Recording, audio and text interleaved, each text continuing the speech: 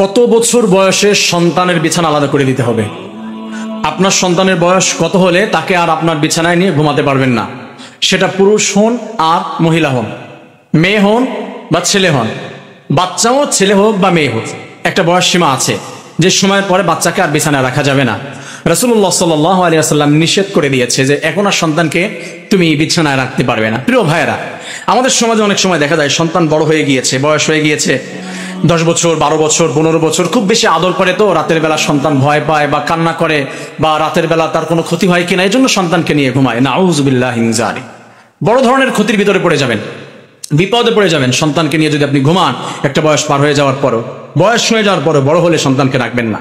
যেখানে ঘরের ভিতরে ঢোকা আল্লাহ রাব্বুল আলামিন বলে দিয়েছেন, ওয়াইযা বালাগাল আতফালু মিনকুমুল হুলুমা ফাল্যাস্তাদিনু কামাস্তাদানাল্লাযিন, যে যখন সন্তান বড় হয়ে যাবে, অ্যাডাল্ট হয়ে যাবে, তখন সন্তান মা বাবার ঘরের ভিতরে যদি প্রবেশ করে সেখানেও তার অনুমতি নিতে হবে, পারমিশন নিয়ে তারপরে ঘরে প্রবেশ করতে হবে।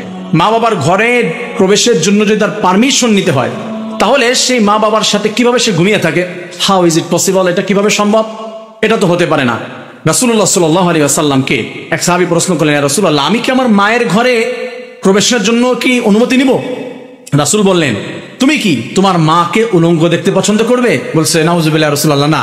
বলছে, তাহলে কেন তুমি তোমার মায়ের ঘরের ভিতরে প্রবেশের জন্য অনুমতি নিবে না?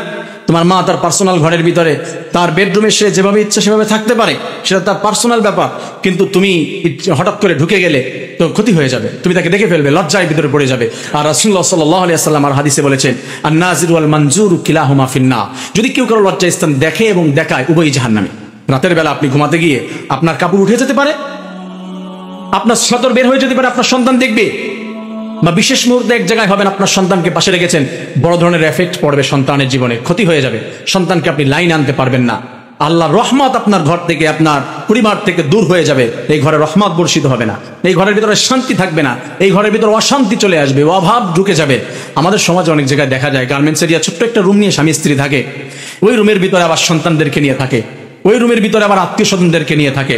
একটা বয়স হয়ে যাওয়ার পরে রাসূলুল্লাহ সাল্লাল্লাহু আলাইহি ওয়াসাল্লাম নির্দেশ করে দিয়েছে, কোনো মানুষ, কোনো সন্তানের বয়স যখন 7 বছর হবে তখন তাকে নামাজের আদেশ করো, যখন 10 বছর হবে তখন সে যদি নামাজ আদায় না করে তাহলে তাকে প্রহার করো, তাহলে তাকে পিটাও, তাকে মারো, নামাজ আদায় করাতে হবে।